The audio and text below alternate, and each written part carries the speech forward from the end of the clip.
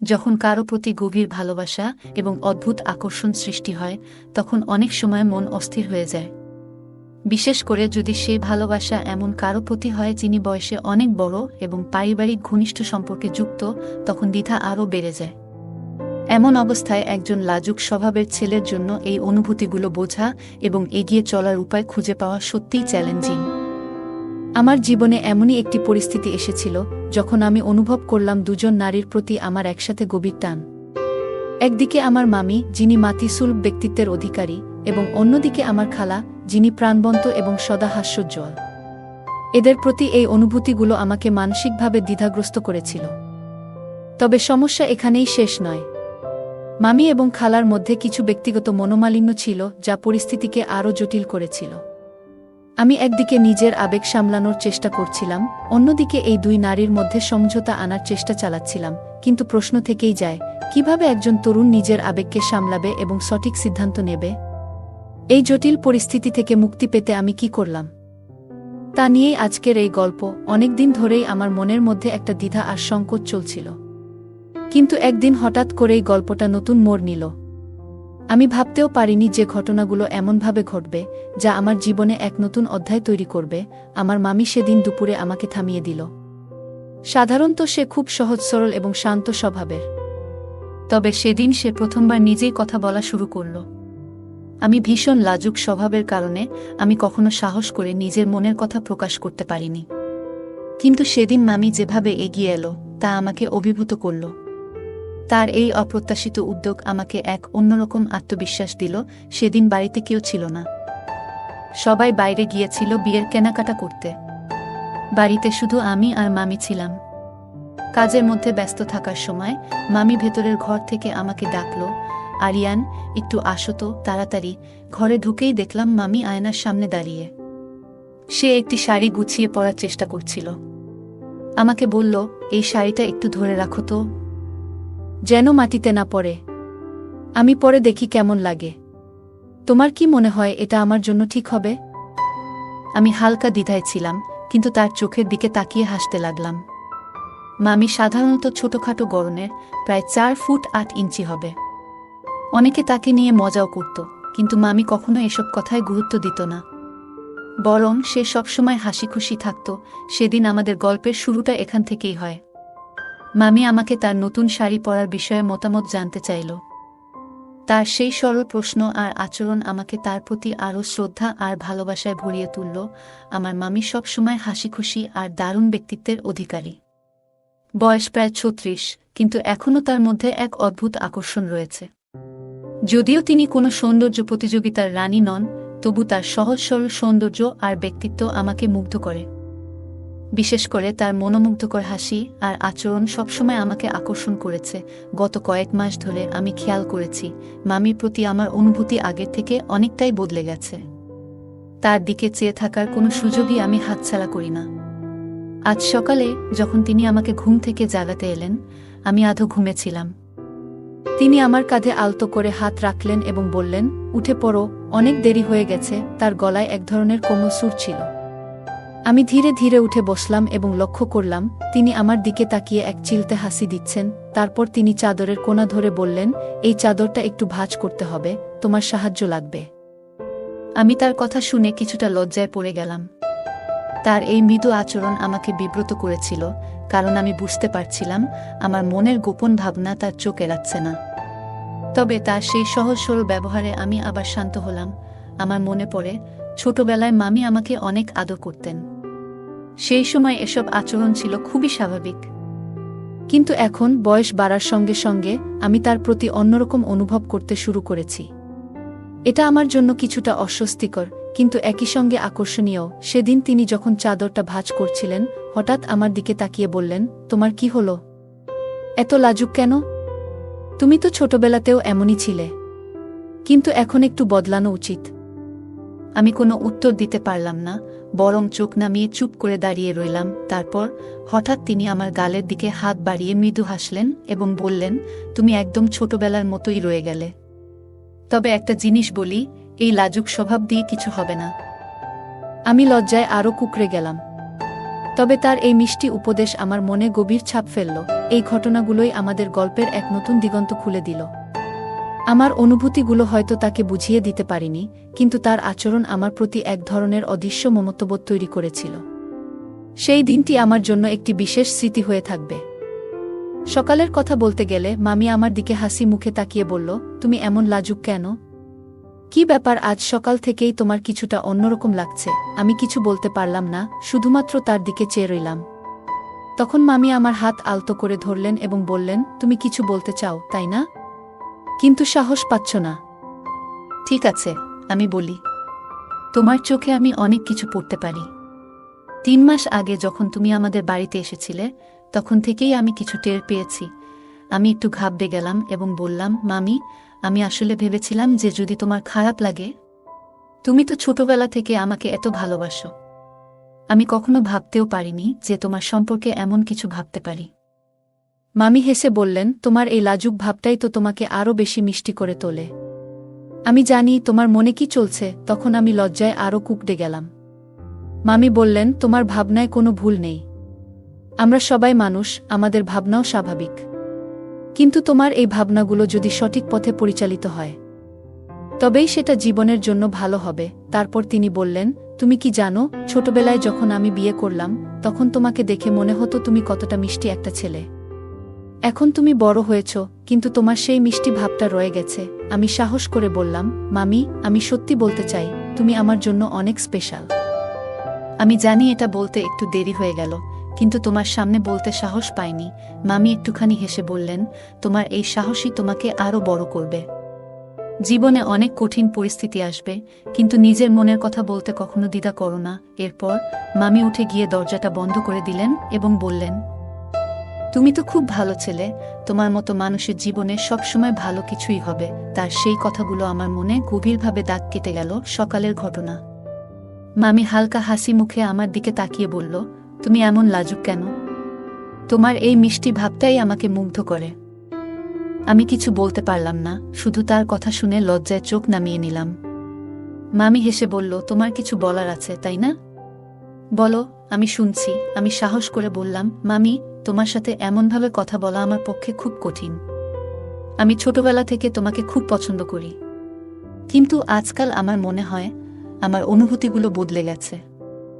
মামি কিছুক্ষণ আমার দিকে তাকিয়ে থেকে মিষ্টি গলায় বলল, তোমার মনের কথা শুনতে আমারও ভালো লাগছে। এরপর মামি বলল, তুমি তো এখন অনেক বড় হয়ে গেছ। আমি জানি ছোটবেলায় আমি তোমার জন্য কতটা গুরুত্ব রাখতাম, কিন্তু এখন তোমার সেই অনুভূতির বদল আমাকে অবাক করছে না। আমি তার কথাগুলো শুনে ধীরে ধীরে আমার লজ্জা কাটিয়ে উঠছিলাম। ঠিক সেই মুহূর্তে দরজার ঘণ্টি বেজে উঠল। মামি একটু বিচলিত হয়ে বলল, আরিয়ান, তো একটু দেখে আয়, কে এসেছে।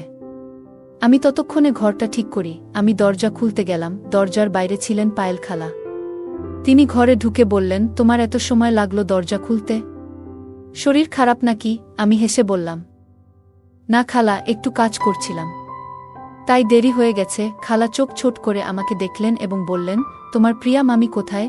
আমি বললাম, মামি তো ঘরের ভেতর আছে। ডেকে দিই? খালা একটু বিরক্তির সুরে বললেন, থাক, ডাকতে হবে না। খালা ঘরে ঢুকে মামির প্রতি নজর দিলেন।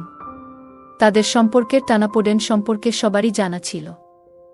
যখনই তারা একসঙ্গে থাকতেন, তখনই তাদের মধ্যে ছোটখাটো তর্কবিতর্ক লেগেই থাকত। আজও তার ব্যতিক্রম হল না। খালা এবং মামির মধ্যে পার্থক্য ছিল চোখে পড়ার মতো। মামি ছিলেন স্নিগ্ধ ও হাসি খুশি স্বভাবের, আর খালা ছিলেন কিছুটা রাগী ও গম্ভীর। তাদের দুজনের ব্যক্তিত্ব একেবারে আলাদা। খালা ঘরের দিকে এগিয়ে গেলেন। আমি তখন নিজের মন শান্ত করার চেষ্টা করছিলাম। মামির সাথে হওয়া কথোপকথন আমার মনকে অনেকটা হালকা করে দিয়েছিল। আমাদের বাড়িতে আসা যাওয়ার মধ্যে মামি এবং খালা দুজনই ছিলেন। মামি সবসময় হাসি খুশি আর প্রাণবন্ত, খালা বরাবরই একটু গম্ভীর এবং শৃঙ্খলাপ্রিয়। দুইজনের স্বভাব সম্পূর্ণ বিপরীত। মামির হাসি আর মায়া যেন সবার মন জয় করে নিত। অন্যদিকে খালার ব্যক্তিত্ব ছিল দৃঢ় এবং কঠোর। খালা 5 ফুট 8 ইঞ্চি লম্বা, গায়ের রং শ্যামলা হলেও অনেক আকর্ষণীয়। তার চেহারায় ছিল এক ধরনের দৃঢ়তা, যা তাকে অন্যদের থেকে আলাদা করত। ছোটবেলায় খালার শাসন আর বকাঝকার জন্য তার থেকে একটু ভয় পেতাম। কিন্তু সময়ের সঙ্গে সঙ্গে তার সেই কঠোরতার মধ্যেও মমত্ববোধ খুঁজে পেয়েছিলাম। একদিন খালা আমাদের বাড়িতে এলেন এবং ঘরের ভেতরে ঢুকে আমার বিছানায় বসে পড়লেন। তিনি হালকা হেসে বললেন, আজ খুব ক্লান্ত লাগছে, একটু বিশ্রাম নেব, এই বলে খালা শুয়ে পড়লেন। আমি পাশের চেয়ারে বসে পড়তে শুরু করলাম। তবে মনোযোগ ছিল না। বারবার খালার দিকে চোখ চলে যাচ্ছিল। কিছুক্ষণ পর মামি বাইরে এসে আমাকে ইশারায় ডেকে নিলেন। তিনি মুচকি হেসে বললেন, আমি এখন বাইরে যাচ্ছি। তোমার খালা এসে সব মজা নষ্ট করে দিল। আজ তোমার সঙ্গে অনেকক্ষণ গল্প করব ভেবেছিলাম। মামি হালকা হাসি দিয়ে বললেন, আর শোনো, তোমার খালার সঙ্গে কিন্তু ভালোভাবে থেকো, কোনো ঝামেলা করবে না। আমি মামির কথা শুনে একটু হাসলাম। তিনি আবার বললেন, তুমি তো খুব লাজুক। তবে দেখো, জীবনে নিজের কথা বলতে শিখতে হবে। আর আজ রাতে ফিরে এসে তোমার সঙ্গে বসে গল্প করব অনেক, এই বলে মামি চলে গেলেন। ঘরে ফিরে এসে আমি দেখলাম খালা গভীর ঘুমে মগ্ন। তার শান্ত চেহারা দেখে আমার মনে হলো, কঠোরতার আড়ালে তার মনের গভীরতায় হয়তো অনেক কোমলতা লুকিয়ে আছে। এক দুপুরে বাড়িতে মা ও মামি কাজে ব্যস্ত, আমি বসার ঘরে বসে টিভি দেখছিলাম। টিভির সামনে বসে কখন যেন ঘুমিয়ে পড়লাম। হঠাৎ করে খালার ডাক শুনে উঠে গেলাম। ঘুম থেকে ওঠার পর ভেতরে গিয়ে দেখি, খালা আমার বিছানার নিচ থেকে একটি বই বের করেছেন। বইটি এমন একটি বিষয়ের উপর ছিল যা আমার পড়া উচিত ছিল না। খালা বইটি উল্টেপাল্টে দেখছিলেন, আর তার মুখে ছিল এক ধরনের কঠোর অভিব্যক্তি। তোমার কাছে এই বইটা কেন? খালা হঠাৎ জিজ্ঞেস করলেন। তার কণ্ঠে মিশে ছিল রাগ এবং কৌতূহলের মিশ্রণ। আমি একেবারে ভ্যাবাচ্চাকা খেয়ে গেলাম।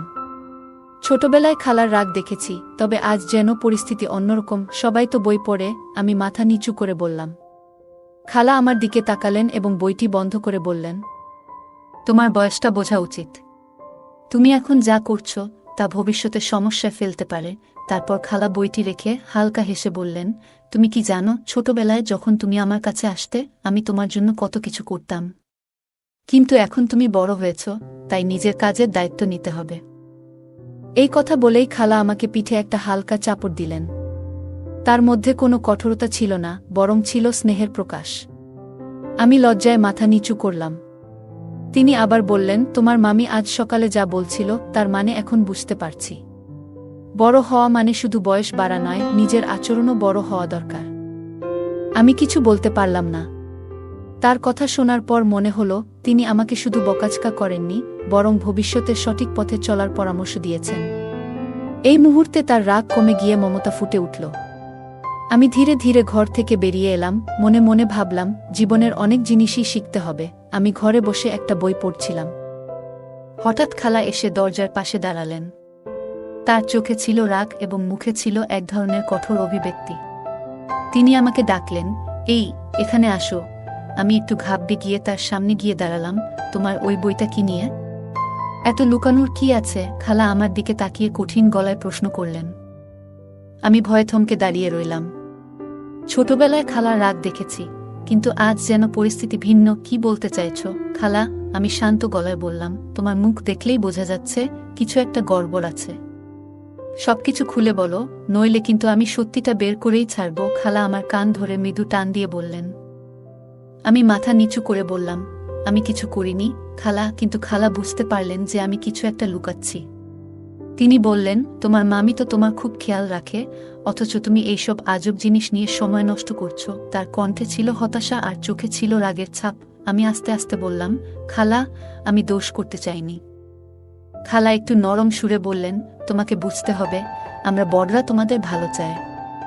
মামি তোমাকে ছোটবেলা থেকে কত ভালোবাসে, আর তুমি এসব করছো। তোমার দায়িত্ব হলো সঠিক পথে চলা। তার কথায় আমার ভেতরে এক ধরনের অপরাধবোধ কাজ করল। আমি মৃদু স্বরে বললাম, খালা, আমি আর কখনো এমন কিছু করব না। খালা আমার মাথায় হাত রেখে বললেন, এই হলো কথা। কিন্তু ভবিষ্যতে এমন কিছু করো না যা তোমার বা তোমার পরিবারের সম্মানের ক্ষতি করতে পারে। আমি লজ্জিত হয়ে তার কথা শুনলাম। খালার কঠোর কথার মাঝেও তার ভালোবাসা প্রকাশ পেয়েছিল। আমি খালার দিকে তাকিয়ে খুব মৃদু গলায় বললাম, তুমি সত্যিই খুব ভালো খালা। আমার সবকিছুর খেয়াল রাখো। খালা অবাক হয়ে বললেন, খেয়াল রাখা মানে কি? এসব কথা বলা, এসব তোমার মাথায় কেন আসে? আমি একটু লজ্জিত হয়ে বললাম, খালা, ছোটবেলায় তুমি আমাকে অনেক বকতে আর মাঝে মাঝে মারতে, কিন্তু তারপরও তোমার আদরটা সবসময় আলাদা ছিল। সেই জন্যই তুমি আমাকে অনেক পছন্দের। খালা কিছুক্ষণ চুপ করে রইলেন। তারপর বললেন, তোমার মামিকে কেন এত পছন্দ করো? সে তো ফর্সা, সুন্দর, আর আমি তো কালো, সাধারণ। তাহলে? আমি কিছুক্ষণ চুপ করে থেকে বললাম, তুমি কালো নও খালা, তোমার গায়ের রং তো সুন্দর, আর তোমার চুল, তোমার হাসি, সবই আমার খুব ভালো লাগে। খালা হেসে বললেন, তোমার কথা শুনে মনে হচ্ছে তুমি বড় হয়ে গেছ, কিন্তু আমার কাছে তো তুমিই সেই ছোট্ট ছেলেটা। তার চোখে একটা মমতার আভা ছিল।